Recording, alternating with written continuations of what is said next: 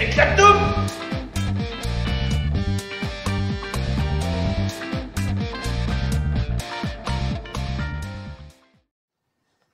On a donc notre moto pour notre projet turbo, c'est donc cette Hayabusa première génération qui a 80 000 km, donc beaucoup de choses à vérifier dessus. On part de toute façon sur une moto qu'on va mettre à nu. À poil. À poil, voilà exactement. Donc moteur et châssis, Ouais. tous les roulements, faut vraiment pas déconner, on va mettre quand même des chevaux dans le moteur, donc faut pas déconner sur le châssis. On va se servir de cette moto pour vous expliquer un petit peu ce qu'il faut vérifier sur une moto d'occasion. Là, en l'occurrence, en plus, une moto kilométrée. Quand on n'a pas forcément les moyens, on cherche une moto qui a un peu plus de kilométrage. Donc, il faut pointer des choses qui sont quand même très importantes, au risque de vous faire exploser le budget au niveau entretien et aussi des fois de vous faire avoir sur ce que peut dire le vendeur et ce qu'il en est réellement de la moto. On commence par les documents. Vous pointez la carte grise, qu'elle soit bien au nom du vendeur. Ça sera beaucoup plus simple pour vous. Ça évitera les cartes grises de retard et les complications que ça peut engendrer. Vous allez pointer aussi sur le site Istovec. Je vais vous mettre un petit lien en description. Donc le site Istovec, c'est un site officiel du gouvernement qui vous permettra de voir un peu le nombre de propriétaires. En l'occurrence, celle-là, on me l'a annoncé avec 3 propriétaires. Quand j'ai pointé la carte grise avant d'aller voir le propriétaire, elle avait plus de 10 propriétaires de mémoire. Ah oui. Voilà. Donc il a été un petit peu surpris. Moi, je m'y attendais un peu parce que les paroles de vendeur, voilà. Mais lui, en l'occurrence, ça va être honnête. Mais c'est pas du tout ce qu'on m'avait annoncé à la base. Vous vérifierez aussi donc la concordance avec les propos du vendeur. Vous laissez toujours parler le vendeur. Ouais. Et un petit point sur la carte grise que je voulais te dire. Numéro de série. Bien vérifier que le numéro de série de la carte grise correspond à la moto. C'est un point important qui est un peu évident, mais qu'il faut absolument pointer. Vous vérifiez le numéro qui est gravé généralement au niveau de la colonne de direction. On va vous montrer ça après avec des gros plans. Ça sera plus simple pour vous. Donc vous pointez surtout la concordance avec les propos du vendeur, ce qui peut vous annoncer ce qu'il en est réellement sur la moto. Vous vérifiez les factures et pointez que sur les factures, ça soit bien la bonne immatriculation qui soit. On va déjà refiler des factures d'autres motos en disant ça a été changé, mais c'était pas sur la bonne moto. Voilà, donc l'immatriculation, le kilométrage, les opérations et les dates pour chaque facture et vous pointez l'ordre et la chronologie. Vérifiez aussi le plan prévu d'entretien du constructeur. Par exemple sur celle-là, normalement, le jeu aux soupapes. Tous les 24 000. Tous les 24 000. Donc là, elle en a 80 à 72 000. Normalement, ça a été fait. Non, ça n'a pas été fait. Ça, je vous garantis, ça n'a pas été fait. Comme beaucoup de choses, on va pouvoir vous le montrer sur cette moto. On va commencer donc par les vérifications statiques. Donc pour le pneu arrière, on regarde son usure déjà principalement. Hop là. On a un témoin sur le pneu arrière qui est ici. Ici, on a un témoin. Donc là, le pneu est en très bon état. Le témoin, ne suffit pas. On va regarder l'année du pneu. Donc c'est toujours inscrit sur les pneus. Ce sera de ce côté droit ou de ce côté gauche. Donc le DOT, vous avez une petite indication DOT et quelques centimètres plus loin, vous avez normalement des chiffres entourés. Donc là, on est sur la 51e semaine de 2018. Donc là, c'est un pneu qui est en très bon état, niveau témoin et année. Sur le pneu avant, lui, il est de 2016. À partir de 5 ans, on va commencer à regarder au niveau du pneu tout ce qui est craquelure et fissure. À partir de 5 ans, suivant le stockage, ça peut être plus ou moins grave. Donc voilà. Donc celui-ci est de 2016, il n'y a pas de fissure ou de craquelure visible, donc pour l'instant, il est en très bon état. Après, on peut regarder tout ce qui est freinage, donc les plaquettes, les disques bien sûr. Donc les disques, hop, vous passez des deux côtés comme ça, et puis si on sent une petite arête, après ça se mesure bien évidemment, mais bon là on en sent une petite, elle est pas très excessive. Là, c'est des disques encore en bon état. Pour tout ce qui est plaquettes, bon là, faut se pencher, peut-être prendre une petite lampe. Alors, on verra pas très bien la vidéo, quoique. Là, on le voit un petit peu. Il reste un peu de matière, mais c'est pas dingue. Voilà. On fait pareil pour l'arrière. Hop, plaquette arrière, disque arrière. Bon, là, on voit que le disque, à l'arrière, il commence à être un petit peu usé. On a des petites vagues sur le disque et une belle arête ici. Donc l'ancien propriétaire devait freiner plus de l'arrière que de l'avant. Les plaquettes sont en très bon état. Bon, le disque serait à remplacer. Ok, maintenant on va voir tout ce qui est suspension. Une chose très simple pour voir les suspensions, on se met sur le guidon et on fait ça. On voit déjà si on n'a pas de claquement dans la fourche et si la suspension ne descend pas trop vite et elle ne remonte pas trop vite. Si on n'avait plus d'huile, la suspension, ça serait horrible. Franchement, elle descendrait et remonterait aussi vite. Il y aurait juste le ressort qui travaillerait. Pareil pour l'arrière. Bon là, il est très dur. Il est en bon état. En tout cas, il n'est pas HS. Hop. Donc, pour tout ce qui est suspension, on a autre chose à voir aussi. Tout ce qui est joint spi et huile qui pourrait parfois couler au niveau des tubes de fourche ici. Donc, dans la suspension, pardon, on a des joints spi à l'intérieur et de l'huile sous pression quand on va venir comprimer la fourche. Un point très important, voir si l'huile ne coule pas sur les tubes de fourche. C'est un point très très important pour le bon fonctionnement d'une moto. Ça peut désaltérer le freinage. C'est-à-dire que l'huile, elle va descendre, elle va tomber ici, elle va tomber sur le disque. De l'huile sur des freins, ça fait pas bon ménage. Donc là, on peut regarder ça, s'il y a de l'huile. On peut aussi regarder au niveau des caches-poussières. Bon là, ils sont pas en très très bon état. Ils sont même plutôt bien craqués. Ouais. Là, ils seraient à remplacer. Donc, bien sûr, on regarde des deux côtés. Voilà, les caches-poussières sont au meilleur état de ce côté-ci. Ok. On peut aussi remarquer sur ce train avant que cette moto, elle a dormi dehors. Vous regardez toute l'oxydation ici, au niveau de la durée de frein, de l'étrier, même du disque. Donc ça, on peut le remarquer un peu sur toute la moto.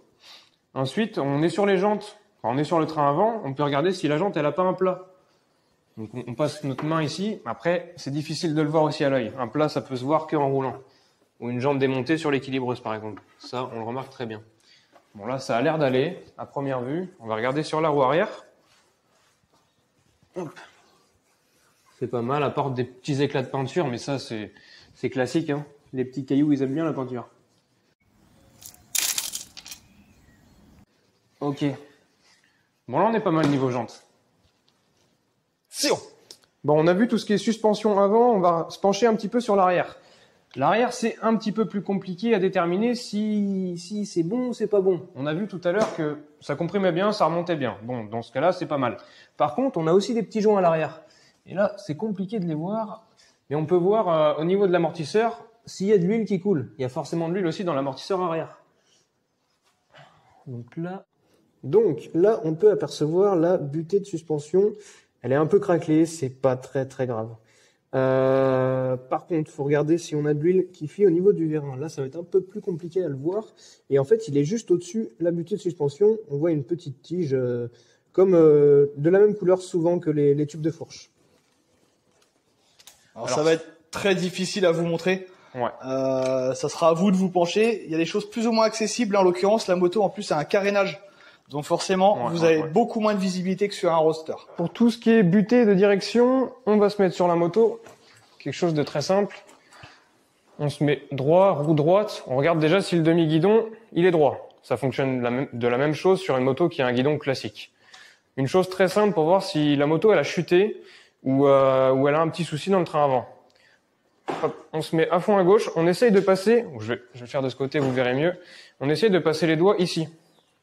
Donc là, je passe environ 3 doigts et on va faire la même chose de l'autre côté. On voit qu'ici, ça force un peu. Hop, la même chose de l'autre côté. Ah, là, c'est un peu plus libre. Donc là, cette moto, elle a pu tomber d'un côté ou de l'autre. Et du coup, le demi-guidon, il y en a un qui est plus ouvert que l'autre. Bon, c'est pas énorme, ça peut passer. Quelque chose de très important à vérifier. Donc là, on parlait de butée de direction. En fait, ces butées, elles sont juste ici, sur le T de fourche inférieur. Donc ça, c'est une butée de direction droite et il a la même chose de l'autre côté. Elles sont usinées ou moulées directement sur le T, en fait. Et là, sur le cadre, on a aussi une petite butée contre le cadre. Donc là, il faut voir si ça, c'est pas cassé. Parfois, il arrive que lors des accidents, ça pète. Ça fait un peu fusible. Top. Donc, on a la même chose de l'autre côté. Et puis, en même temps qu'on est autour de la moto, on va vérifier s'il y a des traces de chute. Donc là, vous pouvez passer votre main directement. Le plus important pour les chutes, bon là, c'est un Hayabusa, il y a beaucoup de carénage. Sur une moto, un roadster par exemple, on va voir tout ce qui est ça là, les petites, j'ai perdu le mot. Des petites tétines de cale-pied. Des tétines de cale-pied, voilà. Ça, si ça tombe, ça frotte ici et ça on le voit directement. Les pédales aussi, pédales de frein, sélecteur, cale-pied arrière et tout ce qui est silencieux. En gros, tout ce qui est à l'extérieur de la moto. Sur cette moto-là, le réservoir, il va pas taper en premier, c'est sûr. Donc voilà. Vérifiez aussi sur le cadre directement. Si vous n'avez pas de traces, c'est rarement bon signe s'il y a une trace sur le cadre. Là, il faudra vérifier vraiment les alignements du cadre et c'est quelque chose de très important.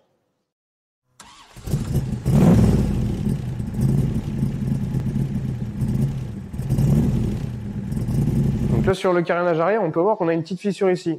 Donc est-ce qu'il y a eu un choc? Quelqu'un qui est, je sais pas, la personne est peut-être tombée. On m'a affirmé qu'elle était tombée à l'arrêt déjà plusieurs fois. Voilà. Là-dessus, il n'y a pas trop de secret. Hop là. Ça peut se vérifier. Ouais. Tout ce qui est levier aussi, on le verra hein, si ça a chuté. Bon, bien sûr, les carénages, on regarde s'ils sont pas cassés, fissurés comme à l'arrière. Les rétroviseurs, point très important pour voir si c'est pas tombé. Donc là, quand le mec il a dû tomber à l'arrêt, ça n'a pas dû toucher ou très peu, mais c'est en bon état.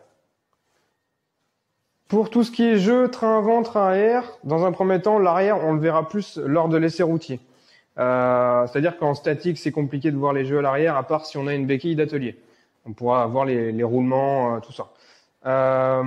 Pour tout ce qui est train avant, tout ce qui est roulement de colonne, on va faire un truc très simple. On met hop, la moto comme ça. On a 2 doigts sur le frein et on avance tout doucement. On freine comme ça. Et là, si on ressent un petit jeu dans le guidon, il se peut que les roulements de colonne soient à resserrer ou alors que les roulements de colonne sont HS. On peut aussi voir au niveau des roulements de colonne s'il y a des points durs. Donc là, on braque à gauche, à droite. Si à un moment, on sent que c'est plus dur par exemple, c'est très très souvent au milieu où on a un point dur où la moto reste droite. Il y a un point aussi à vérifier, c'est le keychain. Alors, hop là, on prend au pire un petit chiffon pour pas se salir les doigts. On regarde si la tension de chaîne déjà est correcte. On va dire que là-dessus, c'est de 2 à 3 cm. En règle générale, c'est ça sur toutes les motos. Et souvent, c'est marqué sur les petites étiquettes. Bon, là, c'est pas l'air d'être marqué. On a les pressions de pneus, c'est déjà pas mal. Hop. Donc, on regarde si 2 à 3 cm. On est à peu près, hein, là, c'est pas mal.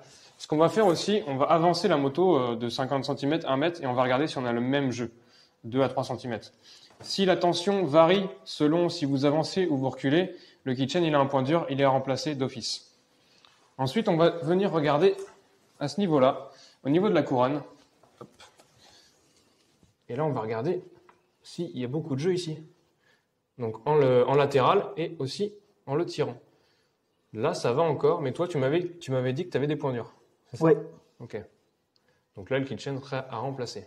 De toute façon, par rapport à l'état des couronnes, autre chose à pointer, si les dents commencent à faire un petit peu une vague ou à prendre un sens plus que l'autre, c'est-à-dire que normalement les dents sont parfaitement droites, c'est qu'il y a un souci. Et là, en l'occurrence, hop, on va se pencher un petit peu, on va regarder l'état des dents,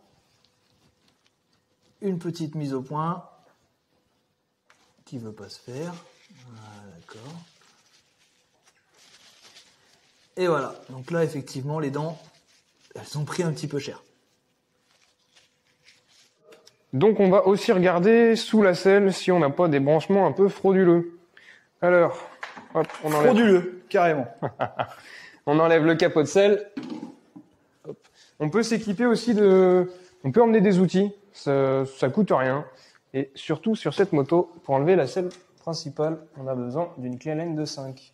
Tout comme la plupart des GSXR d'ailleurs, tous les GSXR qu'on a ici. Beaucoup de Suze, toutes les Suze presque. Donc, comme ça vous êtes au courant, vous prenez votre petit jeu de clé BTR et ça vous permet de faire cette petite opération parce qu'en dessous vous avez quand même l'écu, vous avez la batterie et vous avez donc les brochements frauduleux plus ou moins. Et d'ailleurs effectivement ceux-là c'était pas terrible, pas mal de reprises de fusibles. J'ai commencé à retirer, hein. Il y avait un détecteur de radar, il y avait des poignées chauffantes. Voilà, donc les fils que vous pourrez voir ici qui restent et qui pendouillent, il faut que je retire tous les faisceaux qui traversent la moto. Ouais, donc là on a, bon ça on sait pas ce que c'est. Poignée chauffante. Ok, on a la batterie. Là, ici, on a le cerveau de la moto, la batterie. Ça, c'est de la filasse, on n'en veut pas. Et puis, on peut regarder l'état général du faisceau, s'il n'a pas été ouvert, bouffé par un animal, par exemple. Et surtout, au niveau des cosses de clignotants que je voulais voir. Alors là, en l'occurrence, on est sur des clignotants d'origine. Ouais. Donc, on n'a pas spécialement le souci sur celle-là. Ouais. C'est pas, ouais. Quand on a des clignotants adaptables, souvent, ah bah, tiens, tu vois. Ok, bon, ça c'est le faisceau des poignées chauffantes. Okay.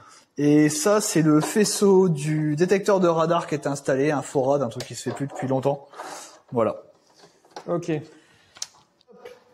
Donc là, on a fini le tour global statique de la moto. On peut commencer à la démarrer. En tout cas, mettre le contact. Le contact, ça va nous permettre de regarder si tout fonctionne. Les clignotants. Hop. Arrière, c'est bon. Klaxon. Ok. Les feux. Ok, c'est pas mal. Alors, est-ce qu'il faut... Ok, non, on n'a pas besoin de démarrer pour avoir les pleins phares. Donc là déjà tout fonctionne. Parfois on a des petites veilleuses aussi dans les feux. Bon là on en a une, elle fonctionne. Ok, c'est pas mal du tout. Ensuite on va démarrer. Hop, starter manuel.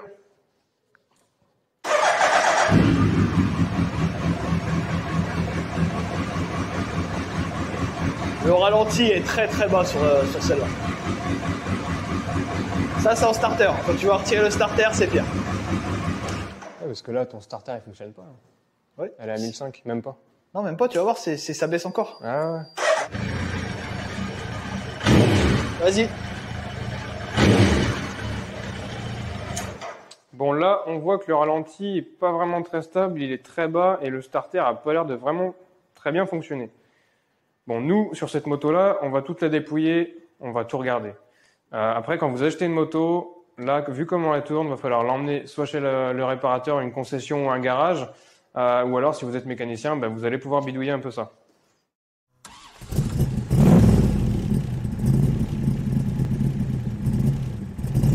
Donc moto chaude, on coupe la moto et on va regarder les fuites au niveau du moteur et autres. Moto chaude, ça va nous permettre de voir déjà le niveau d'huile. Le niveau d'huile, ça se fait à chaud, sur celle-ci en tout cas. Donc on coupe la moto, on attend 5 minutes et on regarde le niveau d'huile. On va regarder aussi tout ce qui est liquide de frein, tout ça.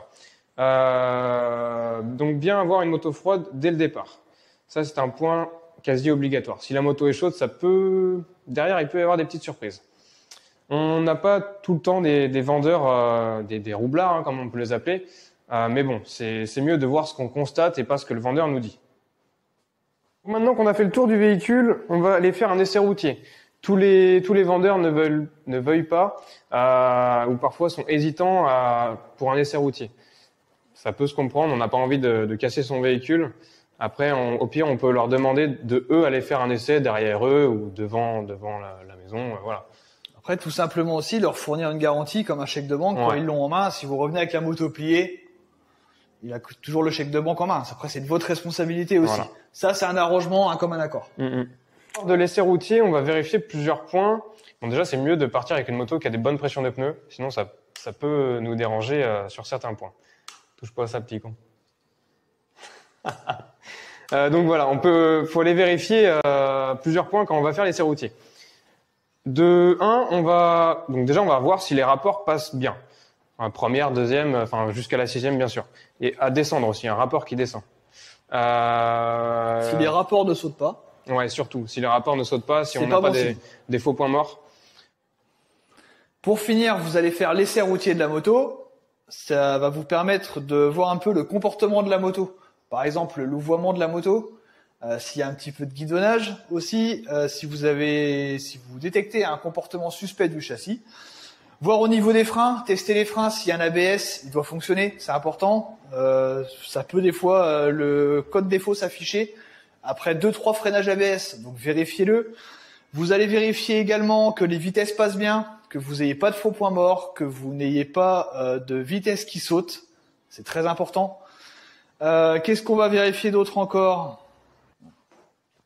Une fois la moto chaude, vous ne devez plus avoir de doute. Par exemple, un bruit suspect, on est sur une Suzuki, on n'est pas sur une Ducati. Ducati, ça se comprend, ça fait un peu de bruit, ça perd des pièces, ça sème un petit peu derrière. Voilà, là on est sur une moto fiable. Voilà, c'est pas un pic, mais quand même. J'en ai eu en plus. On est donc sur une moto fiable. Vous n'êtes pas censé entendre un cognement dans le moteur, des bruits de bielle ou des bruits de soupape bizarres. Voilà, vous devez pas avoir ça. Une fois la moto chaude, à l'arrêt ou en roulant, ni d'à-coup moteur, ni de choses comme ça sur une moto qui est censée être entretenue. Et d'ores et déjà, en plus là-dessus, on est sur une injection. Donc une injection, ça tourne relativement très rond. Très bien, sur 4 quelque chose qui est géré au niveau du calculateur, voilà. Donc qui est derrière affiné au niveau des réglages, voilà. Contrairement à un carburateur. Sur un carburateur, on peut avoir quelques petites oscillations. Voilà.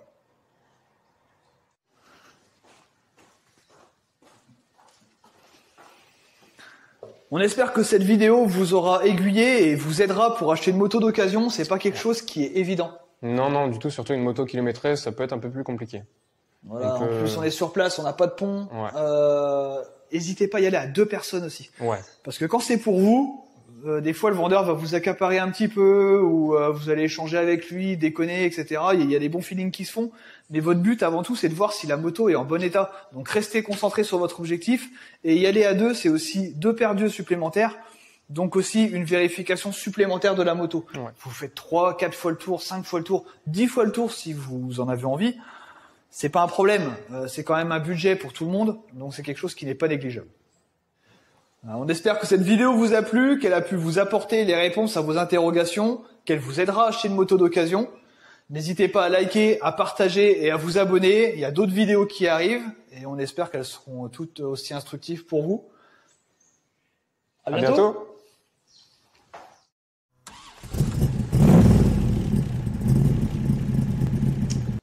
Eh ben, n'hésitez pas à vous abonner, liker la... Eh ben, mon copain.